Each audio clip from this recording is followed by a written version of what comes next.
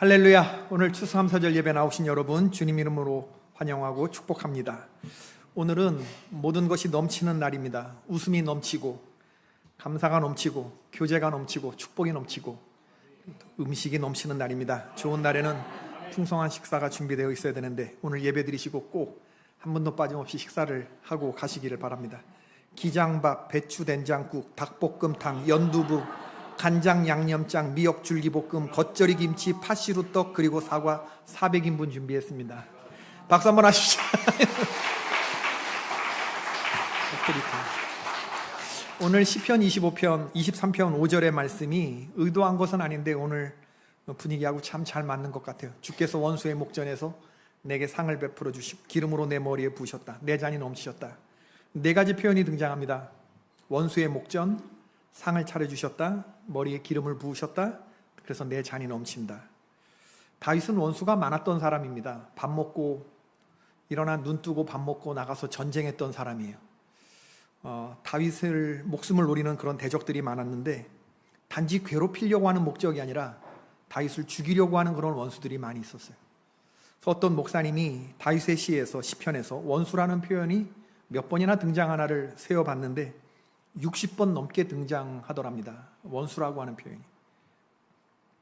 호시탐탐 나를 죽이려고 하는 원수가 지켜보는 앞에서 주님이 나에게 멋진 식탁을 차려주셨다는 거예요. 근데 언뜻 생각해보면 하나님은 왜 이렇게 기쁜 날 이렇게 원수가 지켜보는데 밥이 넘어갈까? 뭐 이런 생각을 또 한번 해보게 돼요. 꼴도 보기 싫은 존재인데 기분 좋자고 먹는 밥에 마주하기 싫은 얼굴 앉혀놓고 왜 그럴까? 불안할 것 같기도 하고 불편할 것 같기도 한데 그러나 그렇지 않습니다. 네버 그렇지 않습니다. 모든 분위기를 다 압도하는 안전하고 평화로운 분위기를 우리 주님 때문에 만들어지는 그런 분위기에서 그런 염려와 그런 깨름직함 이런 거는 우리의 신경거리가 되지 못합니다. 다윗은 지금 원수의 목전에서 상을 차려주시는 상을 받고 있는데 이 상은 상장할 때 상이 아니고 밥상할 때 상입니다. 뱅퀴입니다. 뱅퀴. 이게 단둘이 김치 조각 하나 놓고 안진뱅이 식탁 놓고 허기 때우는 그런 밥상이 아니라 누군가가 마음 먹고 차리는 그런 잔치, 하나님이 마음 먹고 배설하는 그런 잔치 밥상이죠. 여러분 지금까지 살아오면서 누구로부터 어디까지 대접을 받아보셨습니까? 우리가 다 그런 대접을 받아본 적이 있을 텐데 존귀한 사람을 대접하는 곳일수록 식탁이 풍성해지죠. 누가 초청하느냐에 따라서 또 대접받는 사람의 지위도 올라가게 되어 있습니다. 2017년 11월 8일 중국의 시진핑 주석은 미국의 트럼프 대통령을 환대하면서 중국 역사의 상징인 자금성을 비웠습니다. 자금성을. 그리고 다음 날인 9일 날에는 베이징의 심장부인 천안문을 통째로 비웠어요. 거길 지나다니는 모든 사람들을 다 통제를 했습니다. 그리고 미국 대통령을 최고로 영접을 했는데 이 자리는 트럼프를 미국 대통령을 환대하는 자리라기보다는 스피릿이 달라요. 난 이렇게 지도력이 있는 사람이다. 중국의 자신감 이걸 드러내는 잔치였다는 평가죠. 그런가 하면 7월 14일에 이재용 회장은 대접을 받았는데 인도 재벌집 막내 아들의 결혼식에 참여했다. 그런데 이 인도 재벌이 누구냐? 아시아에서 돈이 최고 많은 사람이래요. 1조짜리 집에 가보셨어요? 집이 1조라네. 어떻게 집을 지면 1조지? 이 사람의 집이? 재산 159조? 그러면 거기에 간 이재용 회장이 대접을 받았는데 짜장면에 탕수육 먹고 왔겠습니까? 4,500억을 썼대요. 아버지가 막내 아들의 결혼식에 4,500명, 4,500억. 하객이 몇 명이냐? 1,200명. 전 세계 1,200명을 해놓고 4,500억을 쓰면서 1조짜리 쓰시는 분이 1조짜리 집에 사시는 분이 159조 재산을 가지고 있다는 어떤 밥을 먹고 왔을까? 이게 조금 궁금하긴 하더라고요. 궁금하긴. 구약 에스더 5장에 보면은 에스더가 남편 아하수에로와 총리 하만 두 사람을 왕궁 후원들에 초청을 해요. 그리고 잔치를 배설했는데 에스더서 1장은 그때 페르시아 제국의 이 제국의 혁혁함이 어느 정도였는지를 파티의 규모로, 파티의 기간으로 말을 하고 있어요. 파티에 동원된 잔으로 말하고 있습니다. 그릇으로.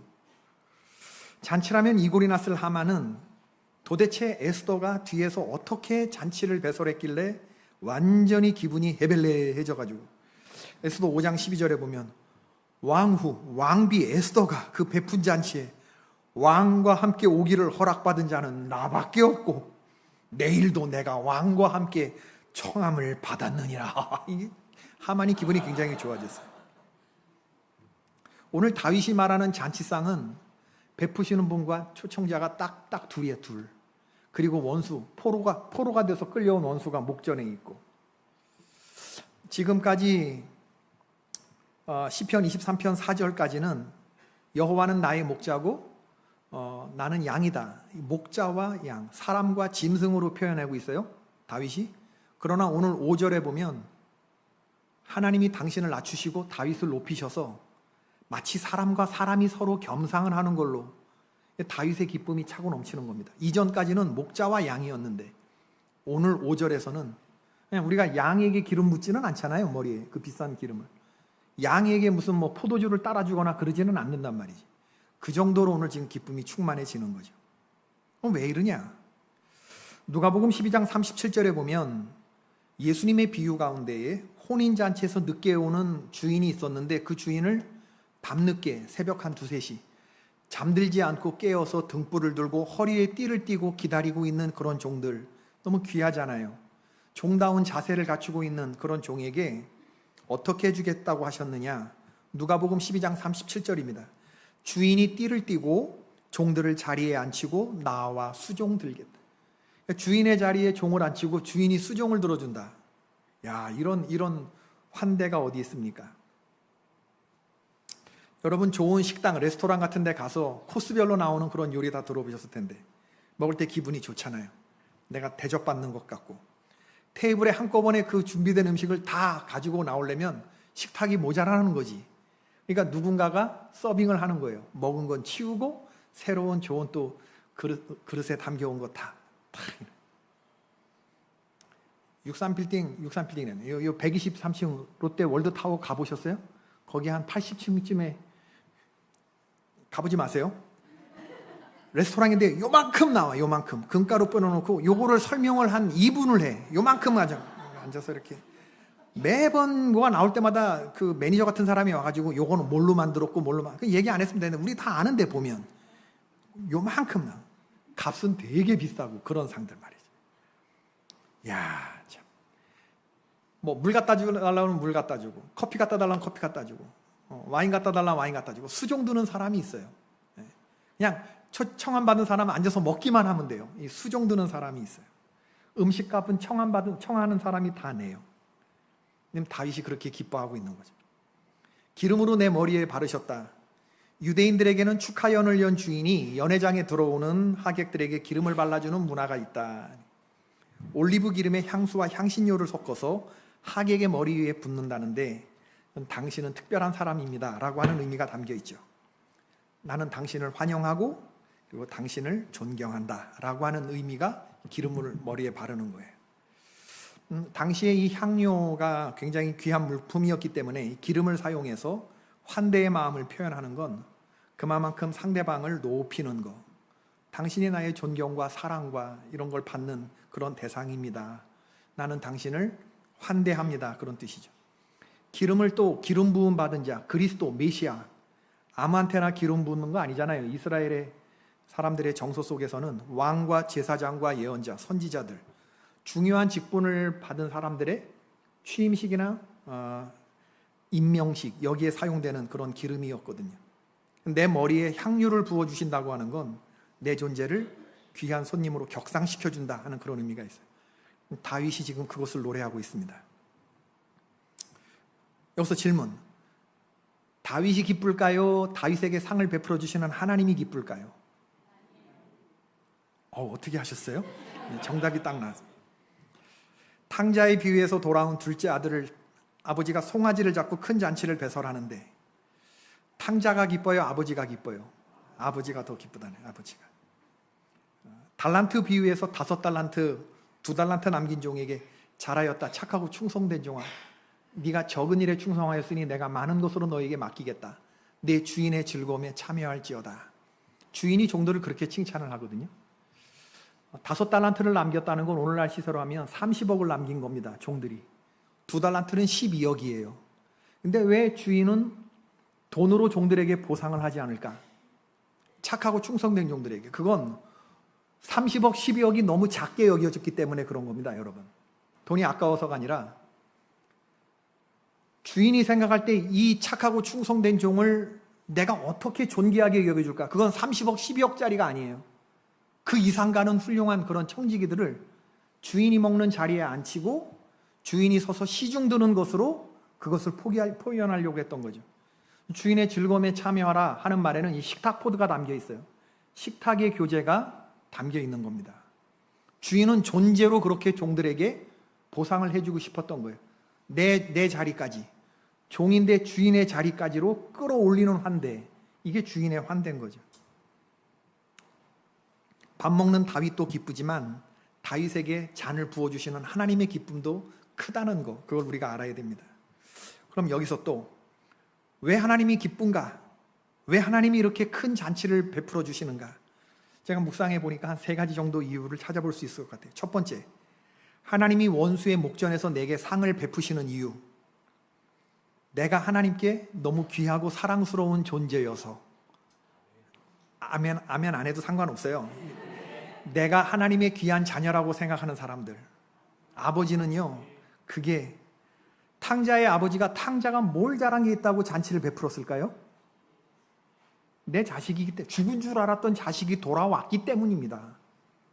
그냥 종놈 중에 하나가 돌아온 게 아니에요. 내 자녀가 돌아온 거란 말이에요. 내 자녀가 죽은 줄 알았던, 잘한 거 아무것도 없는데 아버지를 생각하고 돌아온 그 탕자가 그게 고마워서. 탕자의 몸에서 냄새가 얼마나 났을까요? 탕자가 방금 전까지 뭘 먹고 왔어요?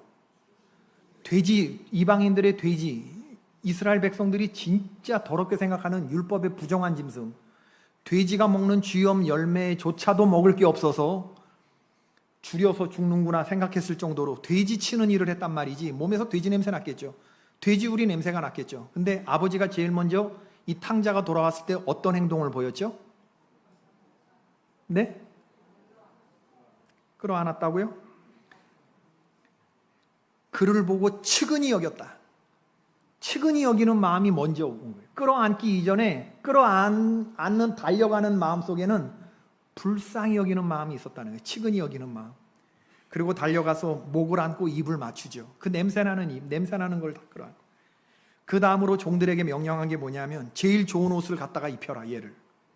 손에 가락지를 끼워라, 발에 신을 신겨라. 살찐 송아지를 잡아다가 잔치하자, 우리가 먹고 즐기자. 주인의 명령입니다, 종들에게. 사람들을 불러 모아라, 우리 잔치하자라고 하는 건데, 그럼 주인이 뭐를 얘기하려고 하는 걸까? 탕자에 비유해서 얘는 내 아들이야, 얘는 니들하고 기본적으로 클래스가 달라, 이거를 말하고 싶었던 거예요. 종들이 뒤에서 수근거렸겠죠. 동네 사람들이 뭐라고 수근거렸겠죠. 그 모든 거를 일거에 잠재우는 거, 그게 뭐냐? 얘는 내 아들이야. 더럽고 냄새나고 망가졌어도 얘는 내 딸이야. 니들하고는 존재 자체가 달라. 제일 좋은 거 갖다 입혀. 얘는 망가지고 냄새나는 몸으로 왔어도 얘는 내 아들이고 얘 딸이다. 우리 하나님이 오늘 저와 여러분을 그렇게 맞이해 주시는 줄 믿으셔야 돼요. 다른 이유 없어요. 다른 이유 없어요. 제가 몇 년 전에 그런 얘기 한 기억이 있는데, 미국에 있는 아들이 들어왔어요. 그때 토요일이었습니다. 제 설교 마지막 이제 손질을 하고 있었을 때인데, 교회 사무실에서 집에 있는 아들이 아마 엄마한테 삼겹살 먹고 싶다, 한국 삼겹살 먹고 싶다 그랬나 봐요. 근데 토요일 저녁 6시 저한테 전화가 와서 들어올 때 삼겹살 사오라는 거예요. 제가 빛의 속도로 반응했습니다. 설교 준비해야 되는데 자리에서 일어나서 강남축산, 리코 미용실 맞은편에 있는 강남축산 정육점에 삼겹살 사러 갔어요. 최고 좋은 삼겹살 있으면 주십시오. 그리고 나서 저는 개포교회 담임 목사입니다. 난 지금도요, 이 생각하면 자리에서 입을 키그래. 내가 이 동네 어디에서 내가 개포교회 담임 목사라고 얘기한 게 없었거든요. 근데 한 3년 전쯤 되나? 내가 왜 그 정육점 집에 가가지고 어련히 알아서 좋은 고기 주십시오, 최고 좋은 거 달라 그랬으면 주인이요 나를 보고 개포교회 담임 목사입니까? 이랬어도 내가 들쪽팔릴 텐데 날 이렇게 보더니 아무 얘기 안 했어요, 그분이. 난 더 죽겠는데.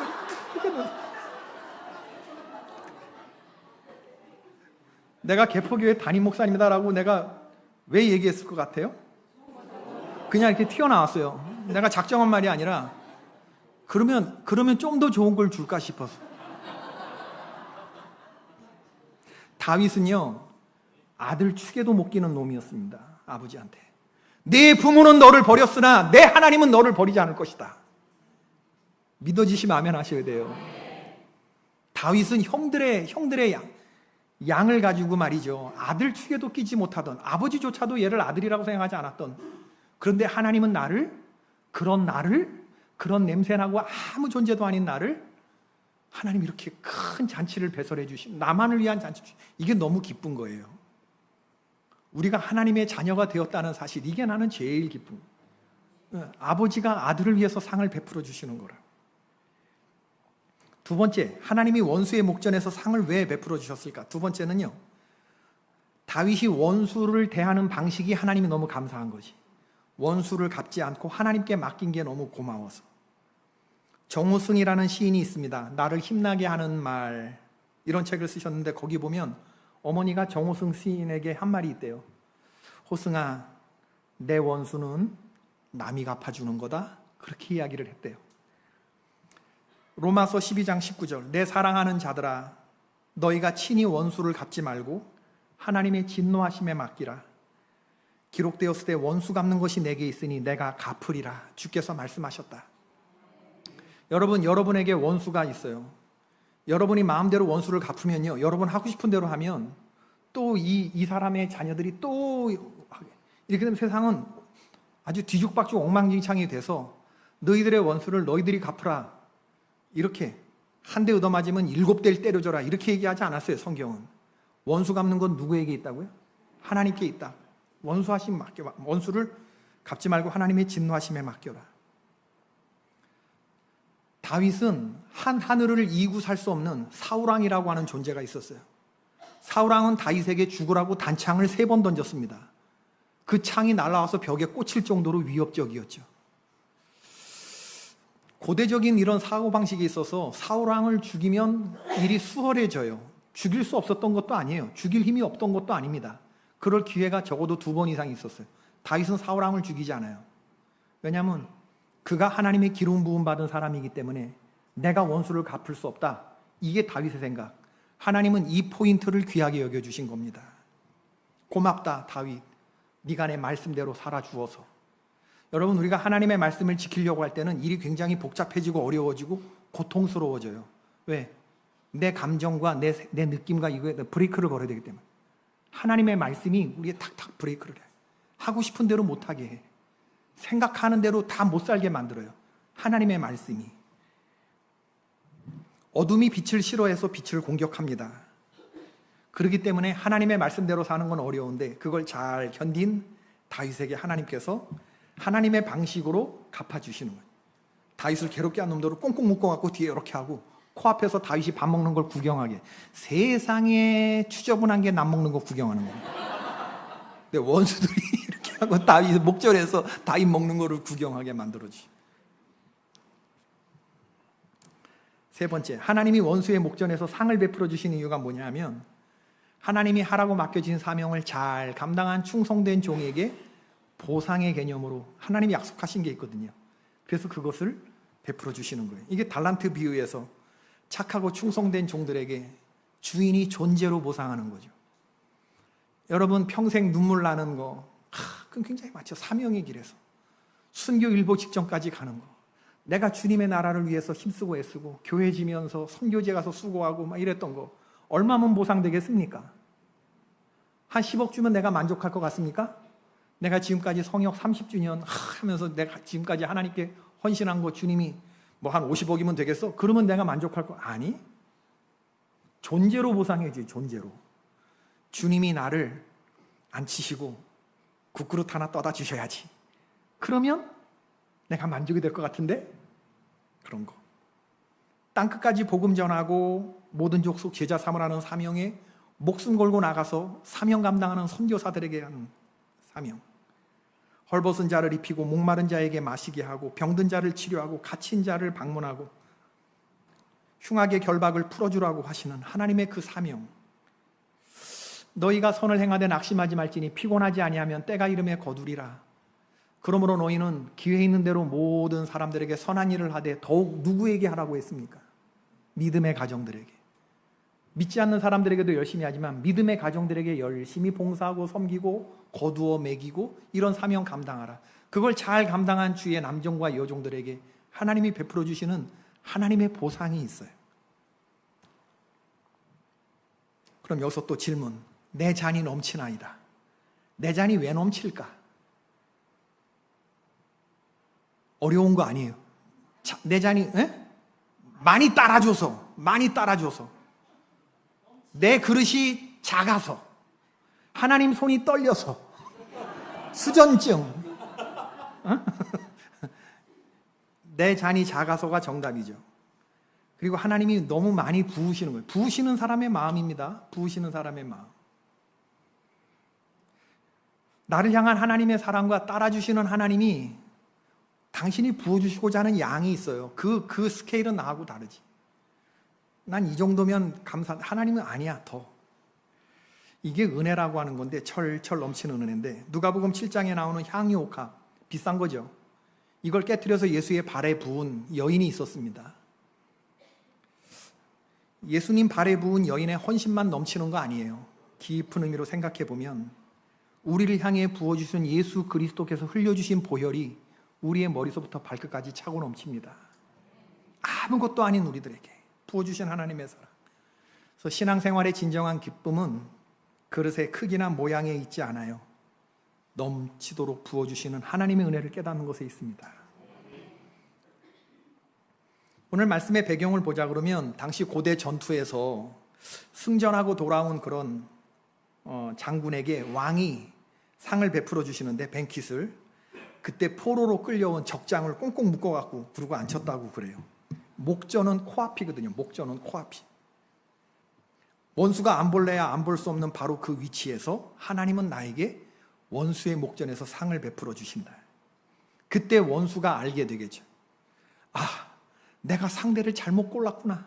얘를 건드리는 게 아니었는데 얘 뒤에 이렇게 엄청난 분이 있었다. 이건 처음부터 게임이 안 되는 거였구나. 이런 거를 원수들이 깨닫게 되겠죠. 지금 잠시 잠깐에는 그냥 우리의 모습만 보고 원수가 오판한 게 뭐냐. 내가 얘를 다 삼켰을 거라고 생각했어요. 그러나 아닙니다.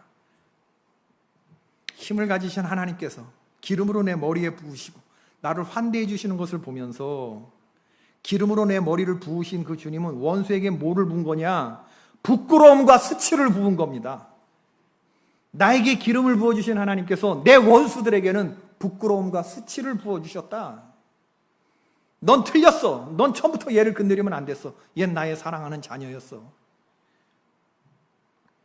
시편 21편 11절 말씀. 비록 그들이 왕을 헤아려 하여 음모를 꾸몄으나 이루지 못하도다. 왕이 그들로 돌아서게 하며 그들의 얼굴을 향하여 활시위를 당기리로다. 여호와여 주의 능력으로 높임을 받으소서. 우리가 주의 권능을 노래하고 찬송하게 하소서. 다윗의 고백인데 왕의 목숨을 노리려고 어떤 사람이 화살을 쐈는데 하나님이 나를 강하게 하셔서 오히려 내가 얼굴을 돌려 그를 상대하게 하시고 주께서 나를 강하게 하셨으니 내가 이 권능을 하나님 때문에 얻은 이 권능을 내가 찬송하게 하소서. 제가 이 얘기하면 또 제 연식이 뽀록이 나는데 옛날 코미디 프로그램 가면 스리랑 부부가 있어. 스리랑 부부. 그러니까 아시는 분들은 50대 이상이에요. 김미화가 여기 까만 테이프 딱 일자로 해놓고 야구 방망이 딱 들고 남편 길들이는 겁니다. 그 스리랑 부부의 그 부인의 권위 앞에서 원수인 남편은 뭐라 그래요? 음매기죽어. 그러면 야구 빠따리 이렇게 들고 김미화 뭐라 그래요? 음매기사로 원수 앞에서. 내 힘만 의지할 때는 패할 수밖에 없듯 힘 있는 장수 나와서 날 대신하여 싸운 이 장수 누군가? 그럼 여러분 대답해야지.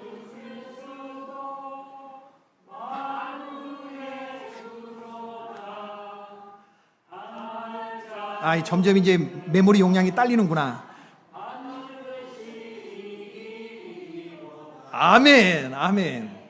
은매 기사라. 원수의 목전에서 날 대신하여 싸우는 총사령관이신 예수님이다. 우리 인생은요, 두 얼굴을 보고 산다. 마틴 루터가.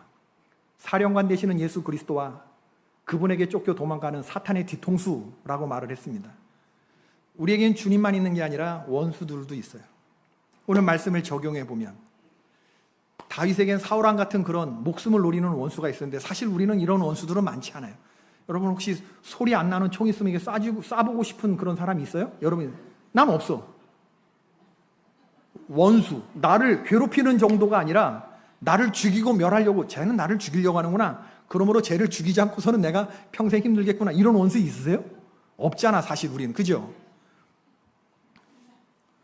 없잖아요. 빨리 고개를 끄덕거려요. 이 일부 예배 때 이런 얘기를 했더니 가끔 있습니다. 어떤 분이 권사님이신데 가끔 있습니다 그러시더라고. 가끔 있습니다. 배부왕 권사님이 그랬어요. 배부왕 권사님. 서교공 권사님 웃지 마세요. 당신 남편이 가끔 있습니다. 그래서 제가 어떻게 인생을 살길래 그럼 그분도 이분에게 같은 생각을 하지 않겠나, 이런 생각이 들면서 그렇게 살지 마셔라. 원수 만들고 살면 되겠냐. 여러분, 진짜 우리를 하여금 못 살게 만드는 원수가 뭔지 아세요? 여러분 뭡니까? 사람이 아니라면 어떤 두려움 같은 거, 공황장애, 우울증, 염려, 어떤 생활의 염려와 근심이 이렇게 꽉 우리를 포로로 꽁꽁 묶으면 아무것도 못합니다. 아무것도. 별것도 아닌 일인데 그게 그렇게 그냥 공포로 다가오게 되면, 거기에 그냥 사로잡히게 되면 우리가 원수의 포로가 되는 거죠. 우리가 낙심이라고 하는 원수, 불안이라고 하는 원수, 우울증이라는 원수, 절망이라는 원수, 자포자기라고 하는 원수, 무기력이라고 하는 원수, 이 뒤에서 다 조종하는 사탄 마귀의 원수의 조종이 있죠. 여러분 잠도 못 자. 이런 원수의 포로가 돼버리면 아침에 눈 뜨면 그냥 뭐 하루 종일 내가 뭘 할 수 있을까 싶어. 절절 맵니다. 마음속에서 등불이 다 꺼져 버렸어요. 여러분 자리를 박차고 오늘 시편 23편 5절 이 생각을 하시면서 일어나시기를 바랍니다. 나의 하나님이 살아계시다. 내가 만군의 여호와의 이름으로 너에게 갈 것이다. 사시는 여호와의 이름으로 갈 것이다. 너는 나의 발꿈치를 상하게 했으나 나는 너의 머리를 밟을 것이다. 나를 해하려 하는 그런 사탄 마귀는 제 꾀에 넘어가게 될 것이다. 에스더서의 반전 스토리가 뭐냐면요, 아하수에로 왕이 자기를 암살하려고 하는 어떤 암살 시도가 있었는데 그걸 막아준 신하가 있었어요. 그래서 왕이 이게 너무 고마워갖고 총리를 불러서 얘기를 합니다. 내 생명을 지켜준 충성스러운 부하가 있는데 요 말은 하지 않고, 야, 내가 누구에게 상급을 주고 싶은데 어떤 식으로 상급을 줬으면 좋을까? 총리하고 상의를 해요. 그때 총리가 자기인 줄 알고, 원수가 뭐라고 얘기하냐면 왕이 존귀하게 여기시는 사람이 있거들랑 그에게 왕께서 입으시는 왕복과 왕께서 타시는 말과, 지금으로 하면 1호 차량이죠. 대통령 전용 의전 차량 같은 거, 왕이 쓰시는 왕관을 가져다가 그걸 존귀한 자의 손에 맡기셔서 왕이 존귀하게 하시기를 원하는 사람에게, 이 사람이 존귀하면 왕이 존귀하게 여기는 사람을 통해서 왕이 너를 존귀하게 여긴다는 것을 차에 태워서 도로에 거리로 카퍼레이드를 하게 하면서, 그러면서 왕이 존귀하게 하기를 원하는 사람에게는 이같이 할 것이라 하게 하소서, 이렇게 얘기를 하만이 했어요. 자기가 이런 영광을 받을 줄 알고. 착각은 자유였죠. 김치 국물을 너무 빨리 마신 거예요. 왕이 뭐라고 했냐면, 왕이 하만에게 이르되 너는 너의 말대로 속히 왕복과 말을 가져다가 대궐문에 앉아있는 유다 사람 모르드게에게 행하되 무릇 네가 말한 곳에서 조금도 빠짐이 없게 하라. 이게 무슨 청천벽력 같은 말입니까? 에스더 6장 11절에 하만이 왕복과 말을 가져다가 모르드게에게 옷을 입히고 말을 태워 성중의 거리로 다니며 그 앞에서 반포하되 물러거라 물러거라, 왜 그런 거 있잖아요. 그런 일을 시켰다는 거예요. 왕이 존귀하게 여기는 사람을 통해서 존귀한 사람을 대접하라고 했으니 왕이 존귀하게 하시기를 원하는 사람에게 이같이 할 것이니라. 상상만 해도 굉장히 통쾌한 일이죠. 모르드게 앞에서 원수 하만이 물러거라 물러거라, 왕이 존귀히 여기는 이의 행차시다, 이렇게 외칠 때 하만의 마음이 어땠겠나 한번 생각해 보세요.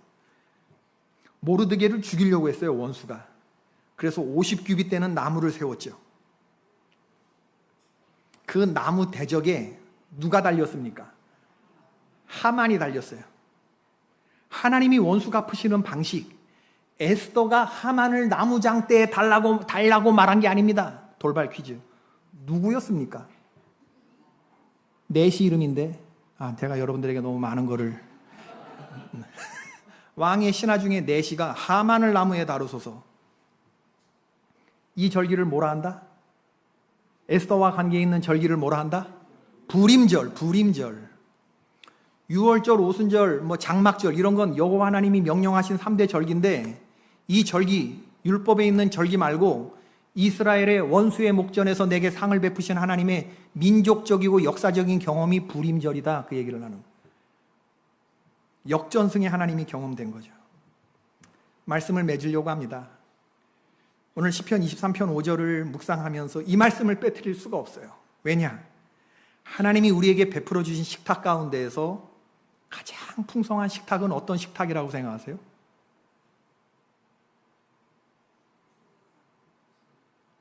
성만찬의 식탁입니다. 성만찬의 식탁입니다. 할렐루야. 제가 주께 사함을 얻고 주의 뜻대로 살기를 결심하는 분들을 이 성찬의 테이블에 초청합니다. 제가 성찬식 할 때 그런 초청의 말씀을 합니다. 누구든지요, 누구든지. 그렇게 하고 먼저 우리 하나님 앞에 회개합시다. 회개하는 기도를 하고 제가 용서의 선언을 하죠. 만일 우리가 우리 죄를 자백하면 그는 미쁘시고 의로우사. 그리고 성찬은 예수 그리스도 살과 피를 먹고 마시고, 그리고 그 다음에 다 끝나고 나면 이제 성찬에 참여한 우리가 하나님을 기쁘시게 하고 세상을 향한 우리의 의무를 다하게 해달라, 이런 파송의 기도를 하면서 성찬식이 끝나요. 주께서 원수의 목전에서 상을 베푸시는 건 뭐냐면, 우리를 다 잡았다고 생각하는 원수 사탄 마귀에게, 아니야, 너가 틀렸어. 십자가에 이 주님이 살려주시는 그 은혜, 우리에게 살과 피를 먹게 하시고 죄와 사망의 그늘에서 뒹구는 우리를 구원시키신 그 사랑의 식탁, 이게 성만찬의 테이블입니다. 그래서 주님의 살과 피를 먹고 마시는 자들은 원수를 밟고 이길 수 있는 것이죠. 오늘 우린 주님의 말씀을 들어야 돼요. 사랑하는 아들딸아, 너는 내게서 도망가서는 안 된다. 너는 나의 존귀한 아들들이다. 이 살과 이 피를 먹고 그리고 나를 기념해라. 너는 결코 세상에 살면서 마귀의 돼지우리에서 뒹굴면 안 된다. 그들의 하는 말을 듣지 마라. 너의 가치는 예수 그리스도의 십자가, 독생자의 피를 두고 맹세한 내가 너를 생각하는 가치가 너의 가치다. 아멘이십니까? 오늘 추수감사절에 주님께서 이 귀한 자리로 저와 여러분을 부르시고 주님이 우리에게 잔을 채워주시는데, 이게 하나님의 기쁨이 우리에게 넘치는 거거든요. 그래서 오늘 시편 23편 5절에 숨겨져 있는 이 키워드는 뭐냐면 쉐어링입니다. 쉐어링. 하나님이 당신의 기쁨을 우리에게 알게 해주는 거예요. 아들이 그걸 알면 날 이렇게 대우 안 합니다. 삼겹살 사오면서 개포교회 담임 목사라고 아빠가 그렇게까지 하고 갖고 온 삼겹살이라는 걸 얘가 어떻게 알아요? 얘를 사랑하는 나의 마음으로 얘가 어떻게 알아요? 어떻게 알아? 너는 내 아들이다. 너는 내 사랑하는 딸이다. 하나님이, 나는 삼겹살 사왔지만 하나님은 당신의 아들을 십자가에 못 박았다니까. 세상에 외아들보다 더 소중한 존재가 뭐가 있길래 당신의 아들을 십자가에 못 박으셨을까? 이 생각을 해보면요, 눈물이 앞을 가리게 되는 거고, 예수 그리스도의 십자가를 묵상하기 했는데도 눈물이 안 나오는 건 내가 두 가지 중에 하나라고 그랬잖아요. 아직 복음을 깨닫지 못했거나, 또 하나 뭐라 그랬어요? 사람이 아니거나. 둘 중에 하나라고 그랬어요. 둘 중에 하나. 주님께서 잔치상에 코스 요리로 우리를 베풀어 주시는데, 그 상에 시중들면서 나오는 그 십자가 보혈에서부터 흘러나오는 그 맛있는 은혜의 요리들, 은혜, 자비, 긍휼, 사랑, 아멘할 때까지 평강, 안식, 기쁨, 아멘할 때까지 행복, 우리를 잔치상에 앉히시고 하늘부터 내려오는 각종 신령한 것들이 우리의 차곡차곡 쌓게, 이렇게 되면 우리를 그동안 괴롭혔던 뭐예요? 낙심, 우울, 무기력, 두려움, 염려, 근심, 걱정, 얘네들이 꽁꽁 묶여가지고 우리를 이렇게 쳐다보게 될 거예요. 아무것도 아닌 것들이 말이야, 이놈 자식들. 뭘 믿고 나를 공격한 거야? 그날이 올 줄로 믿습니다. 아무것도 아닌 것들이 말이야, 거기에 사로잡혀가지고 내가 오늘 이 하나님의 베풀어 주시는 이 쉐어링의 사랑을 깨달았다면 이제 이 기쁨을 세상 사람들에게, 예루살렘 성중에 거하는 모든 객과 고아와 과부와 외인들에게 우리의 기쁨을 알게 하는 거죠. 우리는 환경을 넘어서는 하나님의 사람이며 하나님의 기쁨을 나누어 주는 이 세상에서 구별된 하나님의 종들이라는 것을 증거하는 오늘 하루가 되십시다. 그래서 예수는 우리가 믿고 기쁨은 우리의 이웃들이 받게끔 하는 거예요. 구제하는 것입니다. 우리가 가진 것을 이웃들에게 플로잉하는 것입니다. 하나님께 받은 기쁨을 넘쳐나는 거, 흘려보내는 것. 주고 나누는 삶은 우리를 빈궁하게 만드는 것이 아니라 우리를 더욱 넘치고 풍성하게 채워주는 기적의 불쏘시개가 되는 것이죠. 오늘 제가 민수기 6장의 말씀으로 여러분들 축복하기를 원하는데 이 찬송 부르십시다. 여호와는 여러분들에게 복을 주시고,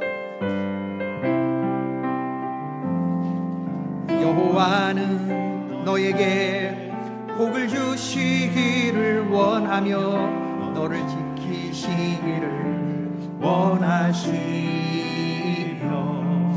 여호와는 그 얼굴을 너를 향하여 드사 은혜와 평강 주시길 원하노라.